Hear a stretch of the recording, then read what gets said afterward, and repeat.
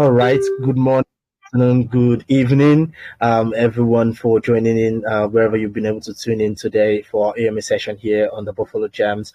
And today we have Brian Cowell, who's actually going to be representing the Your Network community or the Your Network team. And I know each and every one of you are all wondering what the Your Network is, and we're going to find answers to all of your questions today.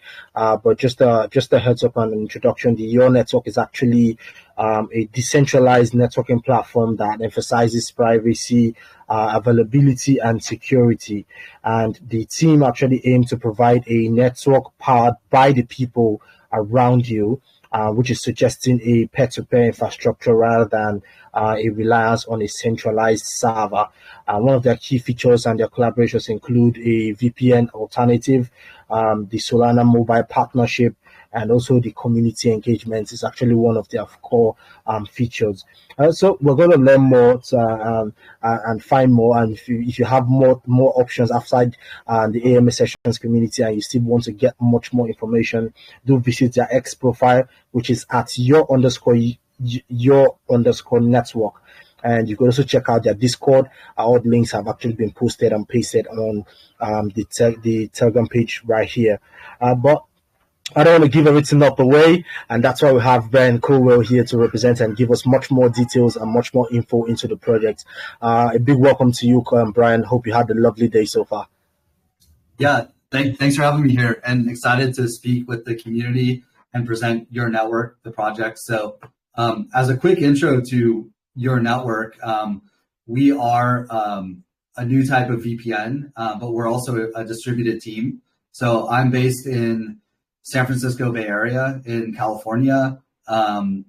We have another team member based in Japan, and we have other team members distributed around the United States. So primarily we're based in the U.S., but we're also a distributed team, and we're coming at you from all over the world. So I'd love to just jump in and let you know more about the project. So does that sound like a great place to start?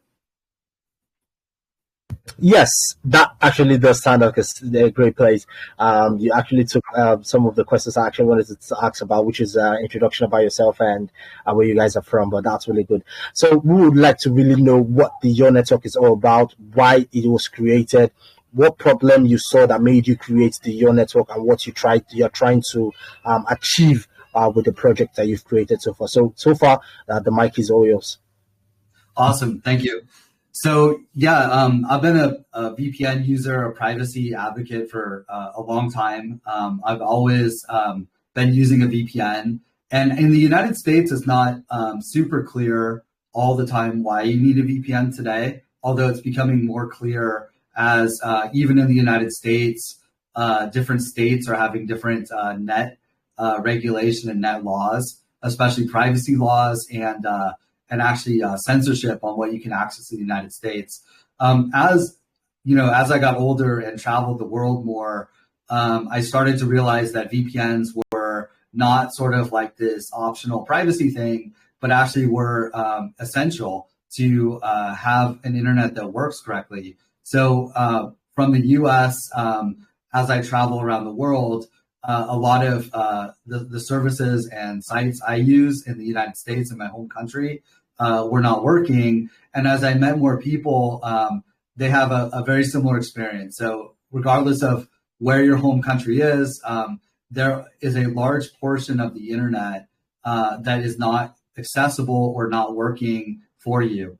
And so this is a really interesting problem because technically, you can physically travel and move, and you can, for example, get an Airbnb or hotel, and wherever you go in the world, you have this expectation that you go there and, you're a guest and the internet just works and everything's fine.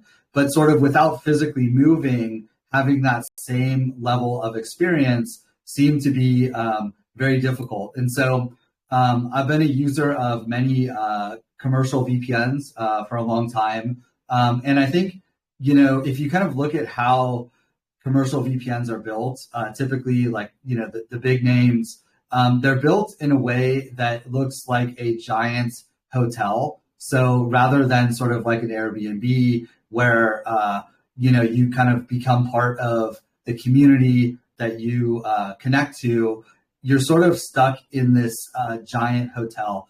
And why that's not great is basically the internet doesn't work great from these giant hotels. So if you look at these major VPN services, they have on the order of thousands of servers. And so these servers can actually be identified and filtered and treated differently on the internet.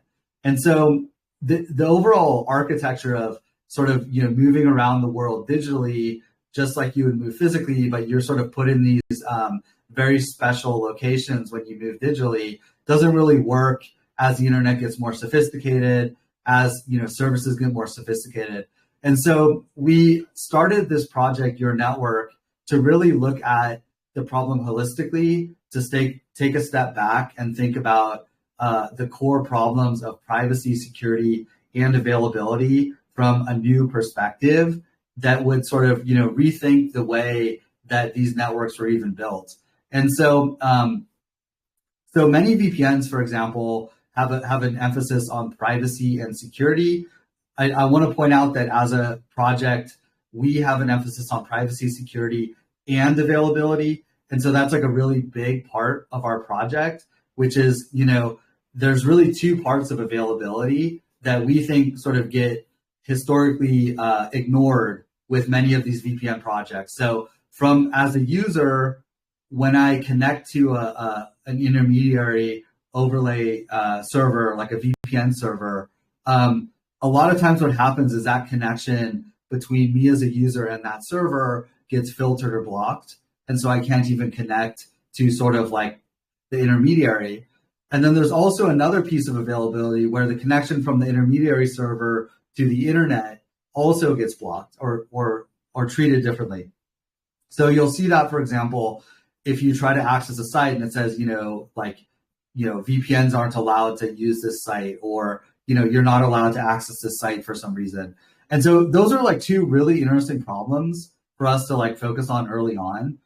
We are also really focused on this idea of privacy and how transparency affects privacy. So something we noticed across the board with many commercial VPN services is that they're running in a very opaque way, meaning you can't really see the server code. There's actually not a single commercial VPN that I'm aware of that has open source servers. And so generally this idea that, as a tool and as a protocol where you're sort of sending all your data, it was running, very counter to, I would say, security culture and internet culture, which is about transparency. It's about, hard cryptography, hard privacy, making decisions at the protocol level that are mathematically, guaranteed or mathematically aligned with the outcome.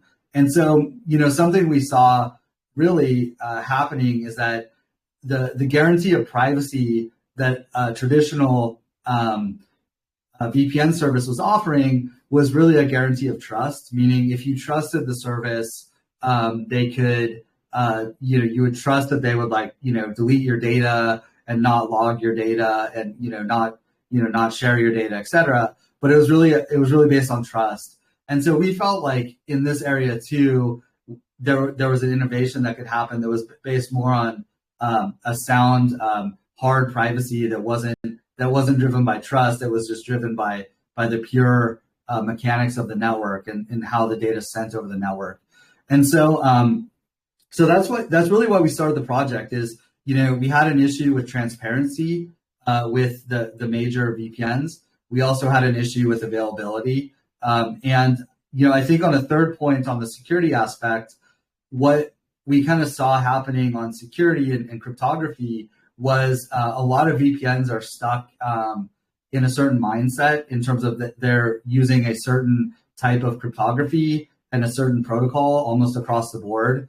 And meanwhile, you have a very community standards, open standards approach happening on the web. And so if you look at the standards body of the IETF, which is the Internet Engineering Task Force that defines a lot of the cryptographic standards, that are used by the internet, they were going in a new direction, right? So IETF had is the body behind the TLS, Transport Layer Security Standard. That's the S that you see on the end of HTTPS. So that's what, all of websites use this security standard. They're, evolving various availability standards and standards to help the internet, not be blocked and filtered. And so you had a standards body going in one direction, but generally you had sort of the overlay VPN world was kind of stuck on what I would call open source but non-standard approaches like WireGuard. And it seemed like, aligning more with the open standards community, the web standards, the TLS community would actually let us, adopt more modern internet standards and, go the direction of browsers. And so from a security perspective, we wanted our client to look just like a normal web browser, basically. So we didn't want people using our network to look different than someone using a web browser. And so that was a really important decision too that we made on the security front, was to sort of move towards the web standard, the open IETF standards, and away from sort of the more, I would say, specialized open source communities, which aren't themselves even really standards. And so, so across those three fronts, availability, privacy, security, we set out to make a, to kind of rethink how things are done. And so, really, what people want from a user perspective, when you, as a user, when you go to a VPN and you just use a VPN, people want reliable internet, they want high quality internet, and they want speed. I would say probably in that order, meaning reliability and quality typically trump speed for like 95% of the use cases. Speed is important, but for most use cases, the quality of the internet, meaning like the internet is available, it's not filtered, sites just work. Also the reliability of the internet, meaning, like you can just consistently use it throughout the day and it's there for you, are more important than speed for a lot. And so what we kind of looked at when we were, thinking about this is what are the new ways that we can build a network, right? So we know there's a number of CDNs and VPN services that have thousands of servers that are, put in data centers and ISP relationships with various proxy networks. What we really felt was a very simple and concise next step was to take one or two orders of magnitude more nodes. And so we actually kind of had this goal where we said, okay, let's think about 2 orders of magnitude. If we know that the largest CDNs and VPNs today have like 5,000 servers, right? Let's say, how do we get to 5 million nodes, right? And what would a network that has 5 million nodes do for privacy, availability, and security? And so what's really cool about kind of thinking about the problem in terms of like, hey, like what if we had 5 million nodes, is you start to like really see a lot of the tensions between like, a decentralized system, which is really good for privacy when your data is being sent all over the place, and reliability, meaning like, if you have 5 million nodes, there's going to be a percentage of those nodes every day that are going on and offline and, coming in and out, achieving 4 nines reliability or even 3 nines reliability, which if we just talk about 3 nines, that means the network is only out or having issues about a minute every day, every 24 hours. 4 nines availability, which is what most internet networks aspire to, is actually a matter of seconds every day of unavailability. And so, even just talking about a 3 nines availability is, it's a very intentional state. Like you can't just have a bunch of random like devices coming on and off and hope to achieve that. And so what we kind of looked at was, okay, we know, our priorities are quality and performance. And so can we sort of engineer our protocol so that we can build quality and performance into the protocol and deliver 4.9 reliability just in the way the protocol works. And so, what we came to is the model that a lot of older overlay networks actually, in our view, every overlay network that's been built today has the same model, which is it's a user connecting to a single server. So essentially, the user connects to a server. All of the user's sort of connections are tunneled to that server, and that server egresses the data. What we wanted to focus on instead is going kind of up a layer, and instead of looking at sort of sending all of the user's data to a single server, we wanted to actually look at more of a marketplace where every single connection, every single packet flow is actually being routed depending on the performance of the destination. So for example, you could imagine a world where, like say you had a million nodes on the network or 5 million nodes. You can imagine a world where some websites aren't working right on some of those nodes. Like some of the websites work on some nodes, some of the websites work on other nodes. There's various servers that are blocked here but are allowed here. And so, when we thought about our protocol, we really thought, well, how can this protocol sort of adapt to this type of reality, which is a very heterogeneous network with providers of various quality that have different levels of network access? How can we, as a protocol, make this work? And so we came back to this idea that our protocol is actually going to, for every single connection, for every single packet flow, we're actually going to consider what we call a window of providers or a handful of providers, which are participants on the network or nodes on the network. And so we're going to consider a handful of these participants and basically create an auction between them for whoever can service that flow or that connection the best, sort of is able to basically service that connection through the life cycle of that connection. And so what you kind of see in our network is instead of like taking all the users' connections and sending it to a server somewhere, every single connection is being sent to a different node. And so, this is really interesting kind of architecture, because what that means is as a user of the network, you have many IP addresses. So you don't just have a single IP address. Your IP address really depends on, who's asking. So different websites, different APIs, different apps, different servers, each see different IP addresses. And so, so from a privacy perspective, this is actually really good. So it's really good to be able to distribute your data. So not all of your data is going through the same server. Not all your data is going through the same route. And from a reliability perspective, this is really good as well, because you can imagine in a world where, say, like 5% of the nodes are sort of becoming unreliable every hour or coming on and offline every hour.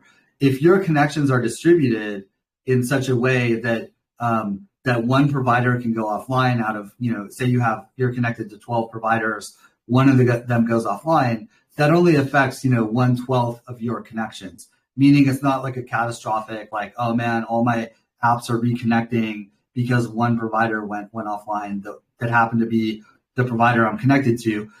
Instead, what we're able to do is we're able to, if a provider goes offline, we're able to just reroute all of those connections to the next provider, the next IP. And so, it was really kind of interesting because it was an open question, I think, in the network space and the protocol space, whether having multiple IP addresses would actually work. Like, would the internet work? Would something break? And I'm really happy to share that the internet does work. Actually, IP address for the vast majority of the internet does not matter. The internet is by and large stateless. So meaning your IP address is not being recorded and shared across different connections or services. And so I think these properties generally of the internet mean that, and they're privacy aligned, they're aligned with availability, and they're also aligned with creating a massively decentralized distributed network of nodes. And so that's one of the core directions we decided to take the network, is go all in on having this marketplace where when you connect to a server or API, you're actually choosing between, say, 12 different exit nodes, and you're choosing the one that actually performs the best for that connection for every single connection. And so this is happening in our network for every single connection. There's thousands, potentially even millions of these auctions happening inside of the app every day. And we've just made this extremely efficient and having zero impact on performance. Because what we've been able to do is we've been able to run the auction so that it's optimistic, meaning it doesn't impact your performance. It strictly gives you the best performing outcome. And so that's one of the key innovations that we've been working on. And there's a lot of protocol and technology work that kind of goes on to make that happen. The other key innovation that, excuse me, thank you. The other key innovation that we've really focused on is making it easy and safe to participate in the network. So we spent a lot of time, like I've been a Tor user myself. I spent a lot of time talking with people who run Tor exit nodes, looking at, generally the trade-offs between sort of an unfiltered, unmitigated network and sort of the ease and safety of running the network. And I think, there are certain trade-offs where the more free you make the network, the harder you make the network to participate in. So, for example, a lot of Tor exit nodes have a real problem where they get so many legal requests that it becomes like burdensome to run an exit node. And so that's something that we're like very cognizant about, that obviously we can't scale a network ethically or realistically if like a participant in the network is going to have like all these like issues by participating in the network.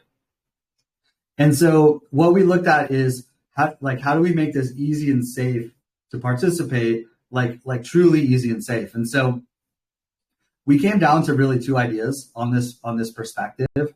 The first is we have decided that instead of doing any logging or sort of proactive enforcement on the network, meaning like, if bad behavior comes to us, the way that we address bad behavior is we've actually created the security program that runs on the client and the provider side of the network that detects behavior that would essentially get providers into trouble, into issues, and shuts it down securely and privately. So it doesn't log that behavior. It doesn't surface that. It just simply doesn't allow the behavior to happen. And so what's really great about this approach is it's a very privacy preserving way to enforce the network, meaning we do not have any logs on the network. And if we get issues, I'm sorry, I'm recovering from some sickness. But if we get issues, meaning like one of our participants says, hey, like we're seeing some bad behavior happening and I'm getting like someone's telling me something bad's happening on my network. What we can do is we can actually just take those issues into our security program and we can turn them into automated rules that run all the time for every single packet and deploy that widely across the network. And so what's really great about this is that it shuts down behavior that would get people into trouble.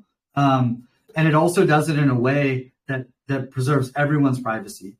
And so like we don't have a log, but we're still able to do our best effort and best diligence on stopping bad behavior. And this cycle of taking, both proactive research about the network. So we run a number of proactive honeypots on the network where we sort of try to see bad behavior happening before it becomes widespread, as well as user feedback, we take that into our security program, we update the program and deploy it on a continuous basis. And that keeps everyone safe on the network and makes it so that everyone who's running the network can say that they're doing their best effort to stop bad behavior. And so all of this is open source. All of this is super transparent. All of our security rules, you can see all the changes and what's going on. And so as we grow as a project, this is a major part of our project, basically automating security that keeps both users and participants safe. There's a couple other things I mentioned that we were focused on as well, to make sure that the network is easy and safe to use and participate in. The second thing is we're really focused on end-to-end encryption on the network, meaning our view is that people who participate in the network are untrusted. And it's not to say that the majority of people participating on the network aren't doing it in good faith. But the fact is that because it's an open network where anyone can participate, there's going to be some percentage of bad actors. And so that's really what we look at in terms of how do we keep people safe on our network given this sort of inevitable percentage of bad actors.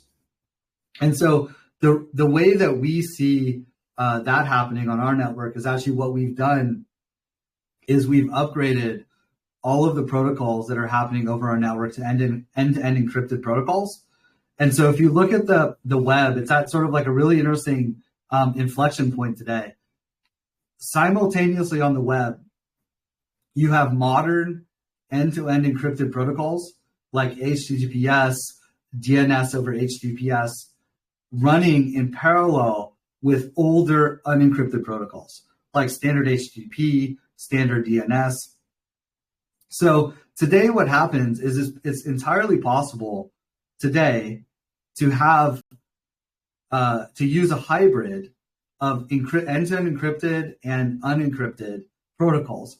And it's actually very common. Like it's very common today for people to still use HTTPS, but also use unencrypted DNS to resolve the server names. And so, basically it makes it easy for ISPs and anyone sort of listening to the packets to track sort of what servers are being communicated with, where the traffic's going. So what we've decided to do with our network is actually force people to move towards the end-to-end encrypted standards and turn off the older unencrypted standards. And so you can think of it like almost like what we've done is we've turned off the old internet on our network. So if you try to use the older unencrypted protocols on our network, they sort of, try to just get seamlessly upgraded to the new ones. And if they can't, they just kind of don't work. And so, so this is really interesting because essentially, the internet doesn't really have an opinion on per se whether you should be able to use insecure protocols or not. But as a network, what we've done is we've made a conscious decision that we are going to turn off the older internet. And so what that really means is that users of our network don't have to worry about sort of various providers like snooping on their data or listening to their data, because what's actually happening is the connection that the user is making is end-to-end encrypted to whatever they're communicating with, the server or the API or whatever service they're communicating with. And so that's really important to us is that, we are focused on making sure that every connection to our network is end-to-end encrypted. This is obviously in conjunction with open standards and sort of really looking at where the standards are going. But I think this is also one of the big benefits of our approach of aligning with web standards is that, we can actually engage and participate with, how are encrypted protocols being upgraded, how are encrypted protocols being, sort of forced. And so I think it's that's the direction we're going as a network. The other direction that we're going to make it easy to participate is that what we've done is we've actually made it so that every user of the network can also participate in the network. So what you'll see is like kind of unique to our clients and our apps is that when you download our app, you can not only use the network, but you can participate in the network. And so what we've done is on Android, iOS, Mac OS, we also have provider programs for Windows and Linux. You can actually participate in the network safely in the background all the time, and just simply by checking a box, connecting to the network, or checking a box in the app, which is called provide while disconnected, and you're able to participate in the network in the background all the time. And so this is like super easy for everyone to participate. Over half of our nodes on our network are just phones that people are participating from. And so I think that's a really cool aspect in our goal to get to 1 million nodes, is that you don't have to like have any type of specialized hardware to participate in our network. You can actually use your phone. It works great. It's super fast. It delivers a great result. Also, you can also use specialized hardware if you want to, or custom hardware. We run on pretty much every hardware. So that's an intro to what we're doing. We're live in the iOS App Store, the Play Store. We have a partnership with Solana Mobile. We're also live on the F-Droid open source store, as well as the Alt Store in the EU. And so, so thanks for letting me give you that intro. And then, looking forward to all the questions. That was really, really amazing. I will give you that. It was how do we say it was extensively beautiful. I love the in-depth details that you were able to give, and I also want to say I know you're actually a little bit down with illness currently, and so I know how hard it is for you to talk so extensively while a little bit down. So my apologies if I'm making you talk too much, but it was really good. I loved it. And I also want to apologize again, because I might be taking you back to something you might have talked about. I have a few questions on that, so my apologies if that does happen.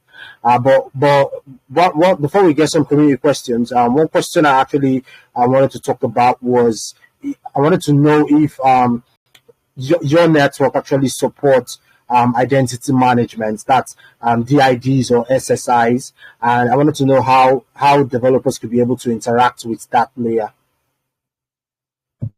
Thanks, that's a great question. So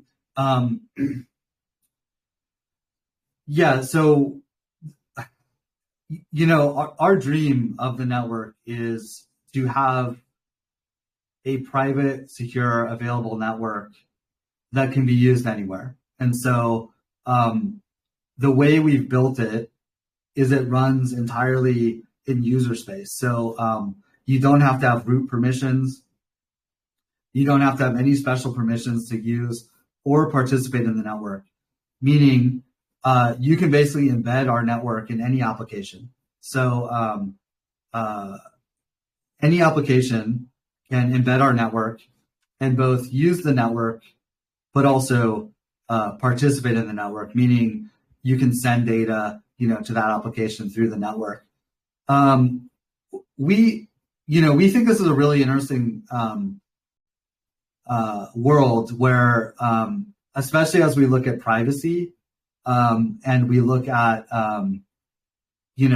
data residency, the world where you don't care about where data lives or who controls your data, that world, might be going away, right? Like, assuming that you care more about privacy, you care more about where your data lives, and it becomes more important about how do you access where your data lives from all of your programs efficiently, right? So, like, say you want to write programs that access your data, or access the internet, some part of the internet. there's really two ways you can do that, right? Like you can move the program to where the data is, or you can move the data to the program. And so so we think this idea of connecting programs with what they want to access is sort of like the overall macro theme of what we're building. So we think that like the network has always been extremely important. I think when people talk about what were the three biggest things that happened in computing, right, in the last 30, 40 years, I think, the internet was number one, or the PC was number one, the internet was number two, mobile devices were number three, and AI is number four. But I don't think that the internet is not important today. Just because we have new technologies, just because we're doing a lot more, in terms of data and computation, there's still a lot for us to do in terms of connecting programs with services, connecting programs with data. And that's really kind of what we're focused on at Your Network, is building an amazing overlay network that is private, secure, and available, that you can embed in any program and you can use it from anywhere. And so today, we're starting as a consumer app. So we have consumer apps, but we're also, we have an SDK. You can see our SDK is being used today in our consumer apps.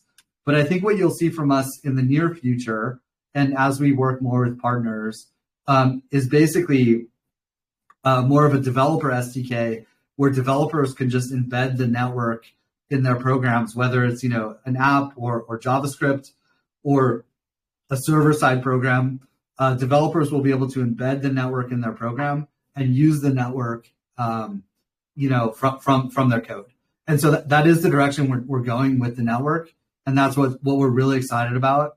We're really excited about a world where we can flip the script, meaning your data doesn't have to go up to the cloud.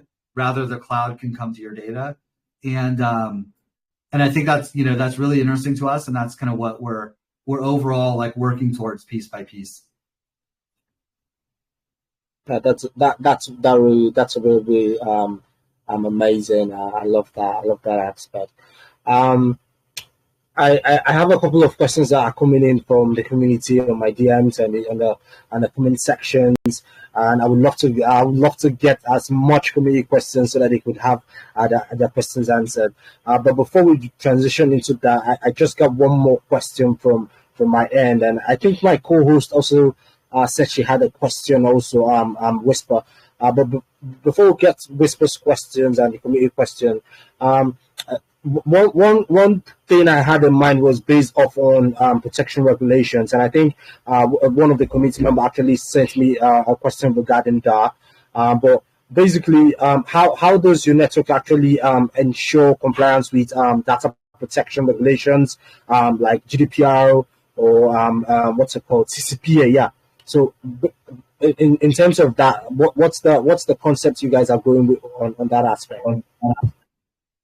Yeah. So this is actually one of the questions that got me like really into the network, because the different regional laws are really interesting, because basically the laws don't work on where you live, where you're physically based. The laws work on where your data is traveling through. And so, for example, like you can be based anywhere in the world and send your data through California, and the California laws apply. And so, so I think that's like really, really interesting, because you can essentially choose your privacy laws that you want based on where you send your data. And so, for example, like you'll see this if you send your data through, like, for example, send it through Canada, you'll start to get a lot of like cookie banners popping up, right? If you send your data through Europe, somewhere in Europe, you'll start to see a lot of, things turning off, right? Disclosures turning off. So depending on where you send your data, you're actually participating in a different privacy law. And I think it's really cool that everyone can essentially choose choose privacy and choose security that works for them. And so that's something that like we're really like I think is really interesting about being able to send your data to travel digitally is you can just like if you like fly to Sweden, you're obviously now in Swedish legal system, right? Because you're physically in Sweden. But if you send your data through Sweden, your data is now in Swedish legal system. And so so that's something like we really value. We really value giving people the choice of where their data should go. And I think people can actually, I think what you'll see is I don't know like how the internet's going to evolve, but I think certain regions of the world are going to be very, very pro privacy and pro user freedom, and certain parts of the world won't. And I think for us, connecting people with the regions that work for them is sort of what we're trying to do. Connecting people giving them more security and privacy. And so in terms of compliance on our side from like a network and whatnot, like, so we have a zero logs policy. We have a very small amount of data that we retain about a user. So if you look at our privacy policy, we retain like just a very few things. Like we retain an email address if you give it to us. We retain if you enter your wallet address, we retain your wallet address. But there's like a very small amount of data we retain. It's all listed in our privacy policy.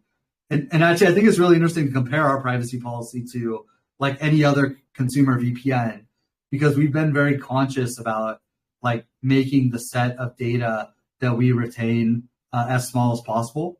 Now, if you look at like where we as a company have presence, we have presence in the US, and also we have presence in Sweden. So those are our two physical sites, and we do we do operate within the laws of the GDPR with our Swedish data center, and so we're actively focused on keeping user data in the right place and doing the right thing with user data. But the amount of data we're collecting is just like extremely small. Yeah.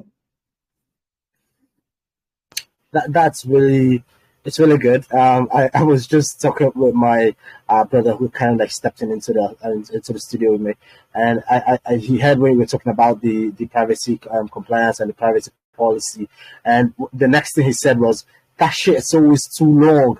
And I could always understand how he feels, because a lot of times when you're logging into a new platform or a new profile or a new project or a new app, you get to the privacy policy page. It's always too long, and you don't have that time to always open up and read, and you just click yeah, I accept.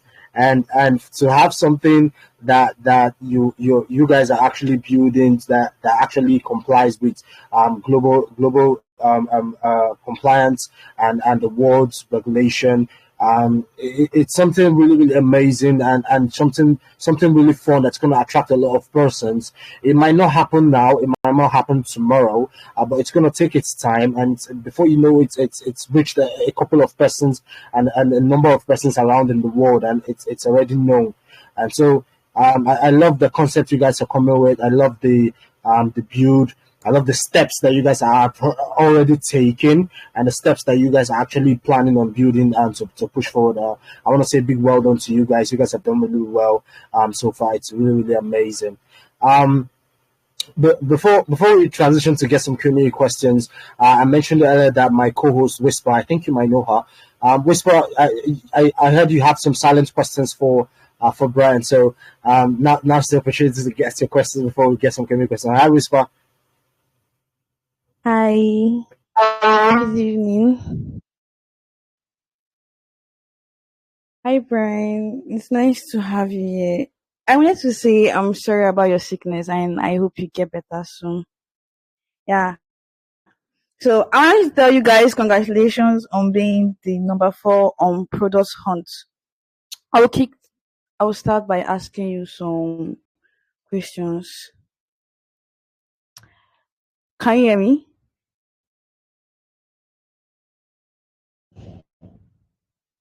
Okay. Solana's blockchain is known for is 50K TPS. How does your network harness this speed to ensure seamless connectivity in your DePIN network?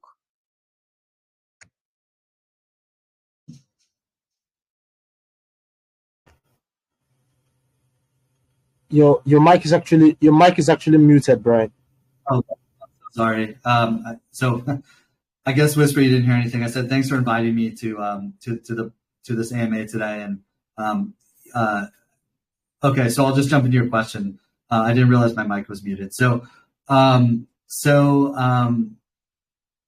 We actually started the project as not a crypto project. We started it as a project to just build the best VPN possible, but we realized that crypto plays a unique and special role in building a decentralized sort of distributed infrastructure like ours.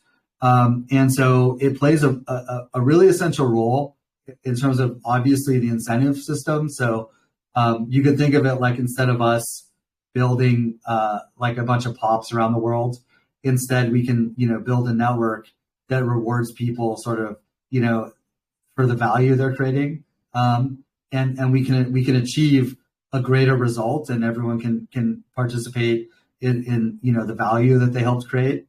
And so I think that that's really unique to crypto is the ability to create these incentive systems. I think that also what we've really valued about crypto is the ability to create predictive and markets that can expose information about the system that just wouldn't be possible without the market. And so, for example, like we've really been inspired by prediction markets, and we've been looking at how do we apply principles of sort of information gathering to our token. And so what we're doing with our token is we're letting people basically stake and predict capacity on the network. So where they want capacity, where they think capacity should be, and get rewarded for predicting capacity. We think that that's a really important function on a network, is to be able to predict where capacity is needed on the network. We also think crypto can play a really important role in predicting reliability. So, for example, which providers are expected to be more reliable than other providers, and so those are the areas that we're actually working on with our token. So today, what we're doing is we're doing a points campaign for basically if you participate in the network today, you earn points that will convert to a significant airdrop when the token goes live. And we're doing a fair launch of our token. So we have not pre-sold any of the token, and essentially the community members who participate will have the most token on day one from the airdrop, and so that's available to be traded from day one. So that's like super important. So what back to your question though about Solana specifically, like what drew us to Solana is it was really the two things. One, structurally, Solana expects its fees to go down over time. That's I think when you're looking at building a system, you obviously want the cost of the system to go down over time. I think if you look at other blockchains, that they all sort of anticipate their fees going up. That's not great for us because we're trying to build a utility system, and so the fact that Solana sees their fees going down over time is really good feature of the blockchain, and that's something that for us like we really like. We like that it's low fees. That the plan is to get even lower fees as it goes forward. So that's I would say it's a very simple reason to choose Solana, but I think it's like a really important reason because it means that basically you can build long-term business and value with that. I mean, like what's the point of building something that, you end up paying like so much fees, right? It's just another like Visa or something. And so we like that about Solana. We also like the DePIN community generally on Solana. There's a lot of sort of DePIN deployer energy going on Solana right now. And so, we're also kind of drawn to that. Third, I would say is there's a lot of Solana wallets. So we were looking at basically what's a network that's just easy for people to use, like to, get tokens, to trade tokens. And, Solana is one of the networks that has all the other properties we're looking for, that also has a lot of wallets. So it checked a lot of boxes, and that's kind of why we decided to go with Solana. That's fascinating, actually. And love how you're building a network that rewards people for the value they bring. Yeah. And you talked about structural fee being down on Solana. That really, really makes sense. And that's actually thinking smart. Talking about the DePIN community, my second question is, for newcomers to DePIN or Web3, how does your network ensure a user-friendly experience on the Solana Seeker, especially for non-technical users? Yeah, this is something we put a ton of effort into. So, like our network, you can use it as a user and participate in it at the same time. So all you have to do is download the app, connect, and you're both a user and a participant in the network. And you're doing this safely, and you're just sort of earning in the background as you go. And what's happening under the hood is our app is detecting if you're on Wi-Fi, unmetered Wi-Fi. And if you're on unmetered Wi-Fi, what it does is it just turns on the provider. And when you exit Wi-Fi, like when you go onto cell network, or if you're on like a metered internet connection, it turns off the provider. So it's always in the background, turning on and off the provider intelligently. And we do this on Solana Seeker. We also do this on Android generally, and we do it on iOS as well. And so we put a ton of effort into making our program work well in the background, like all the time. And we think that that's pretty unique in terms of a DePIN.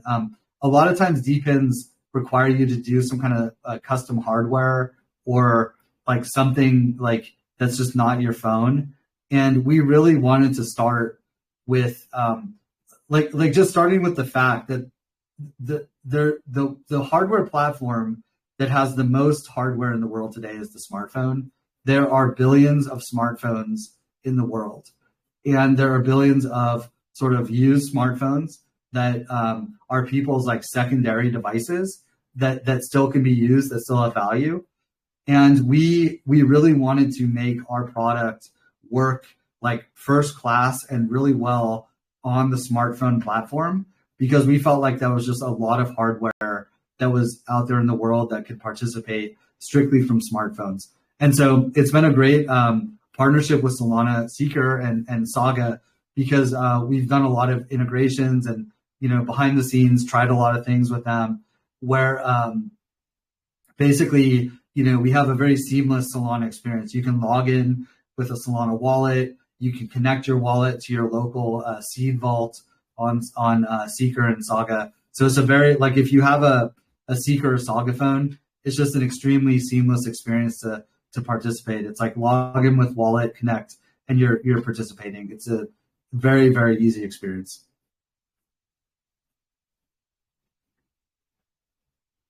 That is actually really amazing. I actually love it when my app works on the background for me and makes it really, really simple and easy for me. And that will really, really help a lot of people entering into Web3 for the first time. Though I am sharing it to my friends so that they can start earning too, because I really love the idea behind your network. Okay, for my last question, looking ahead, how do you see your network's DePIN model transforming internet access, especially in underserved regions with simple or limited connectivity? Yep. So we're super focused on this as part of our availability focus. So I think, like, at a high level, what you're seeing us do is we're always keeping our level of service towards what I would call like unideal internet. So, for example, like we recently released an update where we're turning on HTTP3 as a transport on the the network. So like that's the latest version of HTTP that uses QUIC and like UDP. But what happens with HTTP3 is like it doesn't work in a lot of places in the world. Like a lot of places block or don't support HTTP3. So we started the network supporting just vanilla HTTP, but when we added HTTP3, we also added a transport that was like even more available than HTTP, which is like we've been looking at various other transports like DNS that we can use to transport data. And so as a project, we're always trying to kind of keep our median quality level at like the 2000 era internet, right? So like the old internet that everyone supports, like we're trying to use those older standards and those older protocols that are supported pretty much everywhere in the world. And so whenever we add something like really new and advanced, we're probably going to also add something that's like works on like even more restricted internet, because we're trying to keep our balance as a project and really focus on servicing both the extremely high end, but also the areas that are having a lot of connectivity issues.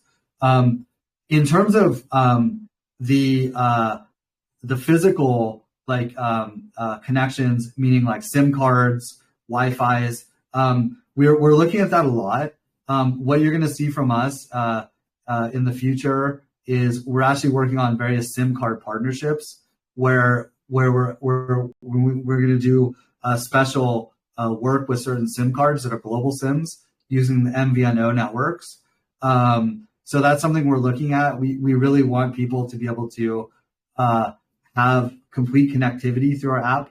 We're also looking at various Wi-Fi partnerships. But I think, something that is really kind of interesting for us is, we think we can help people navigate Wi-Fi. Wi-Fi infrastructure is incredibly spotty and kind of like inconsistent, meaning depending on where you go, depending on the Wi-Fi hotspot you connect to, there's all kinds of like random logins and things you have to do to connect to the internet. Something we're looking at is how do we make that more consistent and seamless for users. And so I can't announce anything right now, but we're very focused on like, very practical problems. Like I don't want to have to log into a Wi-Fi to use it, right? I just want the Wi-Fi to kind of work in the background and just like do the right thing. And so, so yeah, I think, part of our focus is like, we're not just trying to service like the US and Europe, we're trying to service the entire world. That's very strategic because we think, what's happening in one part of the world today is going to happen in another part tomorrow. And so, we're kind of looking ahead at what's happening and just giving everyone the same tools to work with that. And so, yeah, I mean, we're focused on availability, and I think what you're going to see from us is not only are we going to add like really high end protocols, but we're also going to add like really interesting new protocols to the product. And you can see our release notes for the latest release in terms of, we've been really, working on adding this new DNS protocol. We call it HUDIS, but it's a new protocol that works on a lot more types of networks. And so, yeah, we're generally focused on both the high and the low end. Thank you, Brian. That is really, really amazing. And I love how you are focusing on the other standard internet. Yeah, because there might be people like my mom that want to start using your network, and because they don't understand the internet, they might not want to use it. So I love how your network is focusing on older standard. And I'm looking forward to the SIM card partnership and the Wi-Fi partnership because you're really going to help people navigate Wi-Fi logins. And I I pray and I plan that you make it easier. Anyways, um, I don't know where my host is, but that is my question. I don't know how everybody saw that. If you have any questions, you could send it to my host. Thank you. Thank you. Thank you so much, Wespa. That was really amazing. Those questions were really awesome. We don't have touched on those, but they were really good. And I'm also looking forward to the SIM cards and partnerships. That I know you have a lot of partnerships coming up in the coming few months for 2024/2025 season. It's really, really good. So if you're good, we could get some few questions and then see where we'll go from there. All right. I think CC jitters are unmuted. So CC, you can ask your question.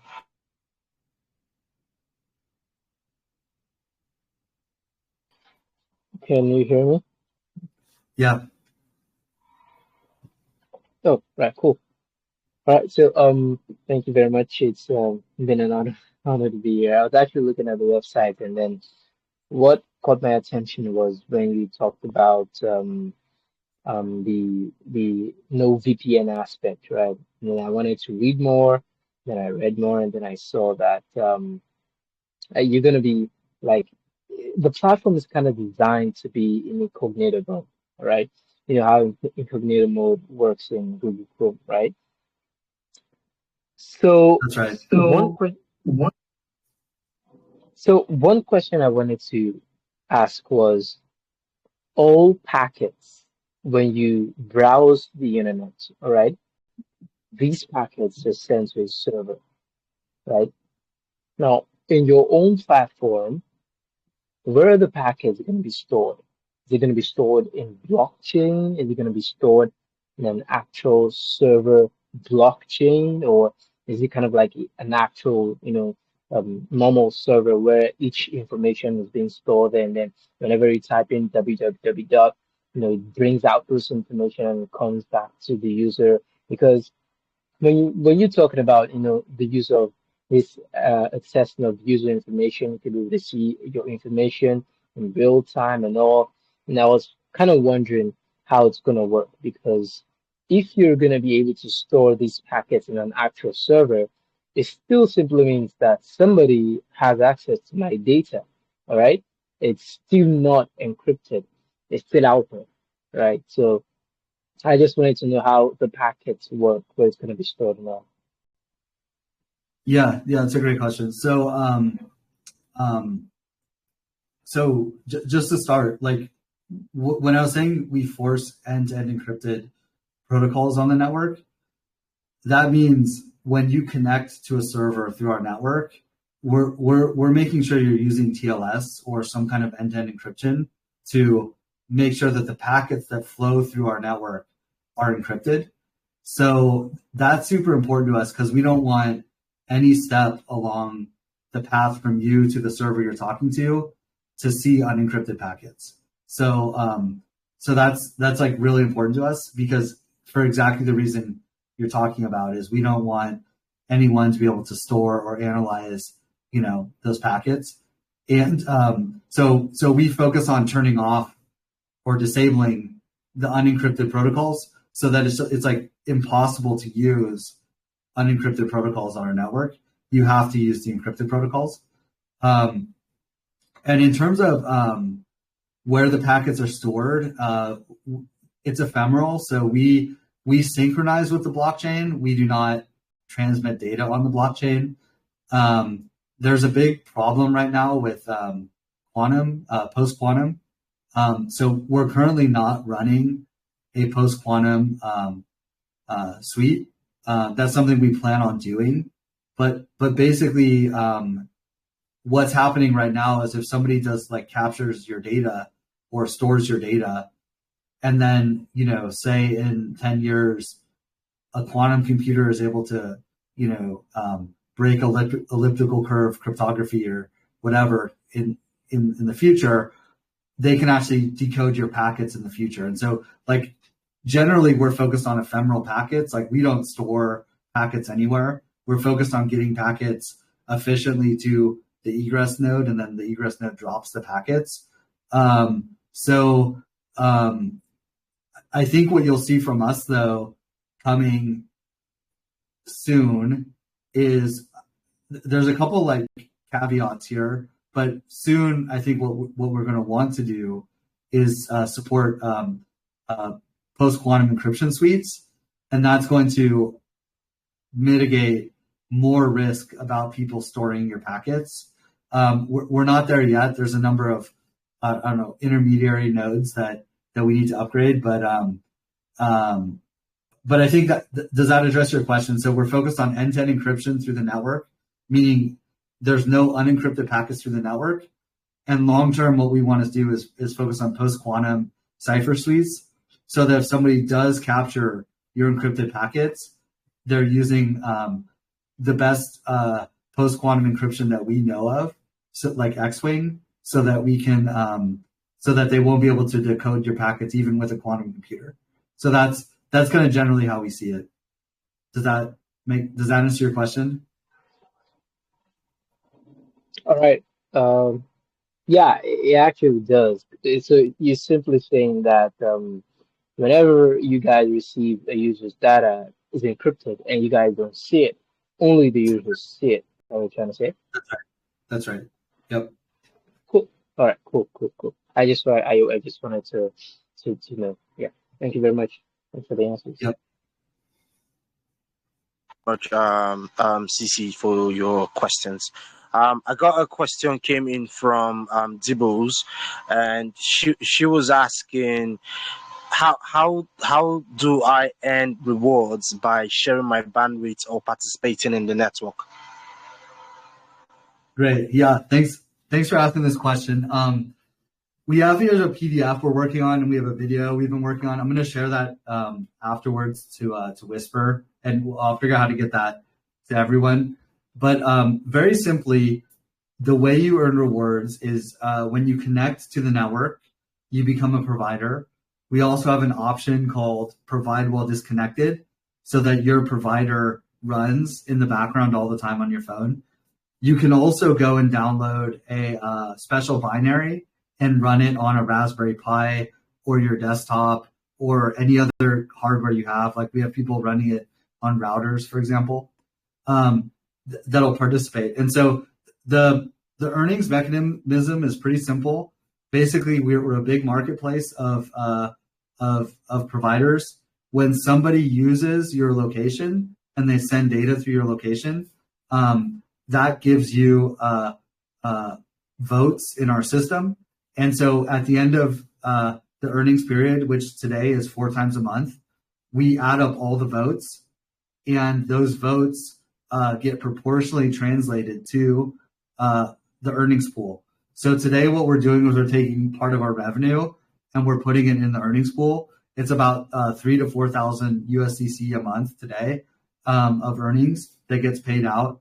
And so the mechanism that happens is we just take the votes, and we, everyone has a certain percentage of the votes, and then we pay out the pool based on the percentage of votes.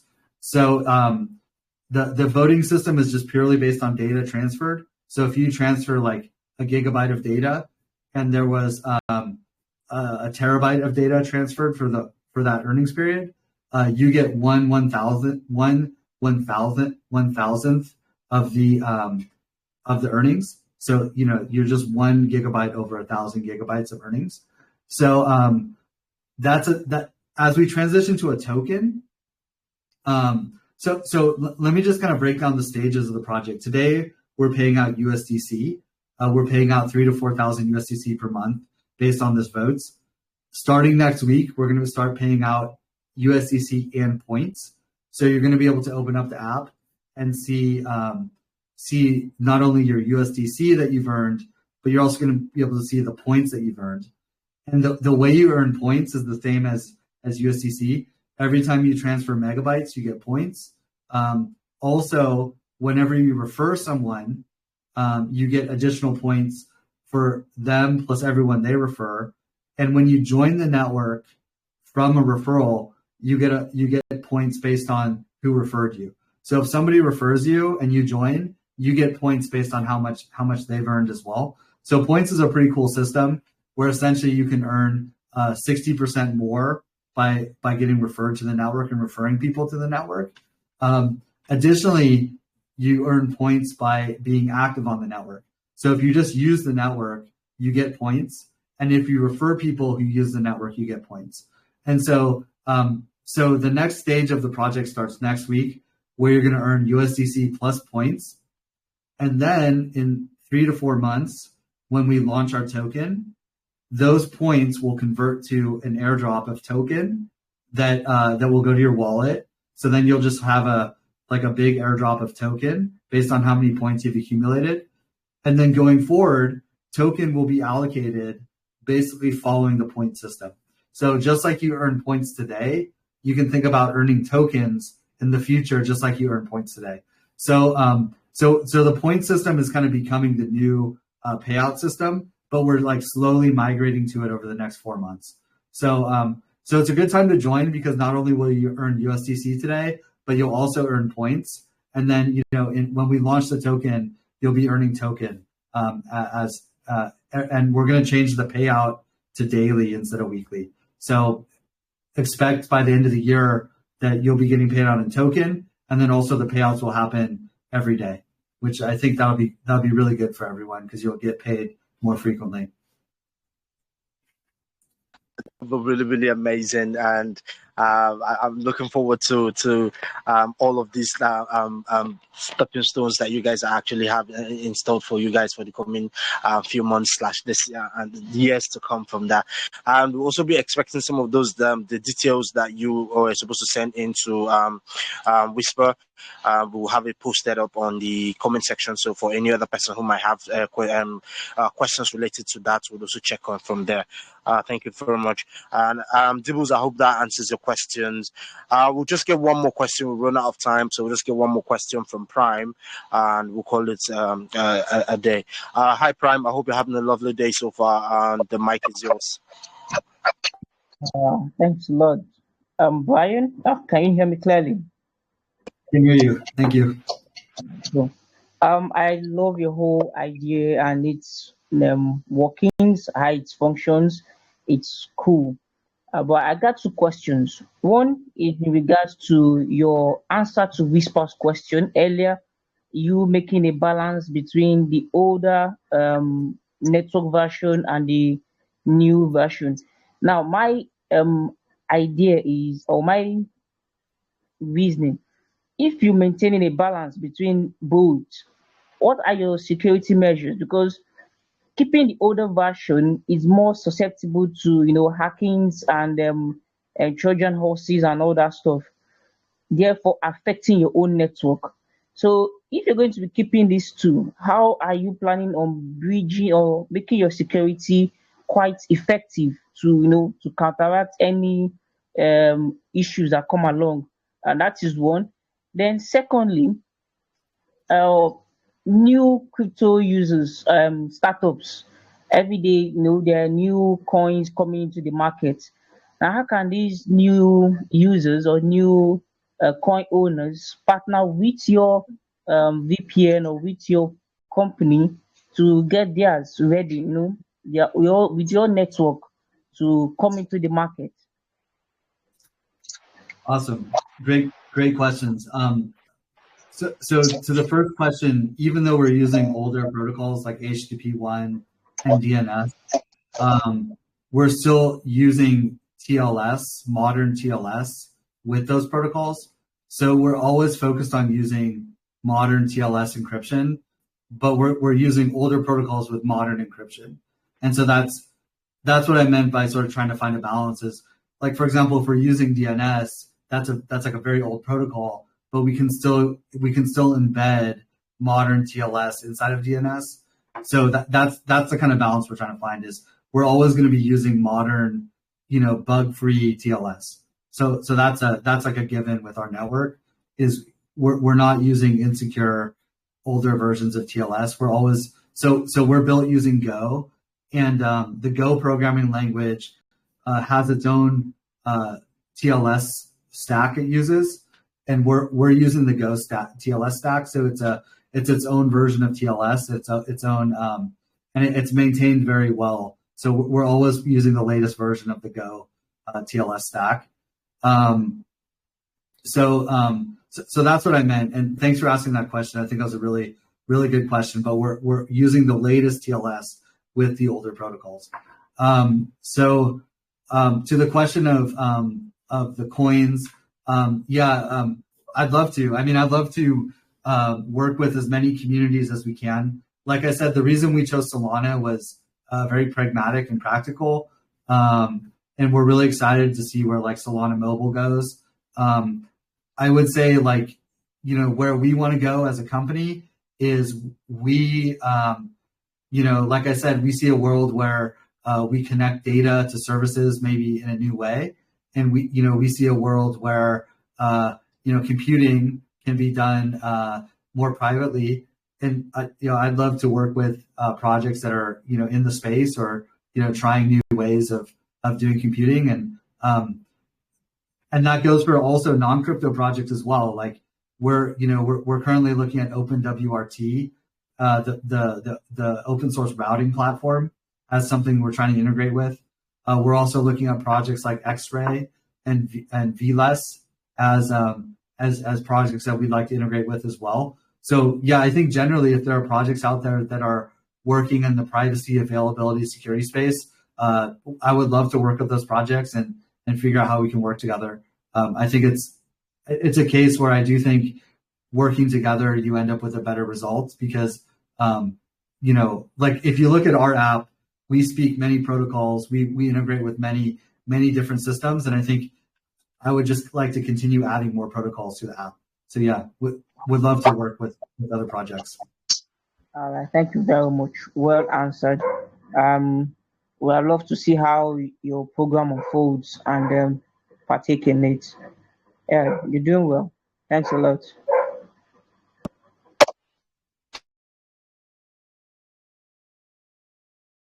Thank you very much, Prime,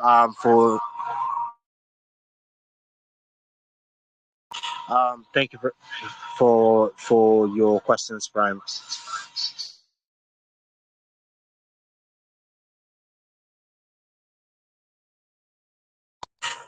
So I think this is where we'll draw a curtain to our session for today. It's been really, really amazing. It's been lovely. I love the questions coming in from the community. I also love the detailed answer that you were giving to each of the questions today, Brian. It was really, really amazing. I loved it. Thank you so much.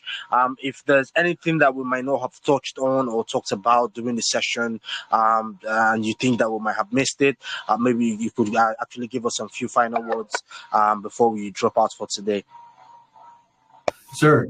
So I'll post the video and the PDF we're working on to the Telegram, and then yeah, we chat in Discord.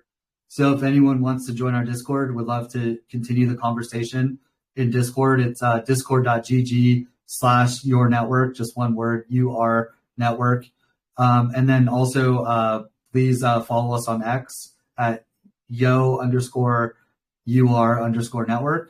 And yeah, thank you everyone. And the biggest compliment and help, besides being here and giving your time today, and I thank everyone for your time, is using the network and giving us feedback. We're trying to build a product that works for everyone. And so, yeah, any feedback you can give me is greatly appreciated. And I thank you very much.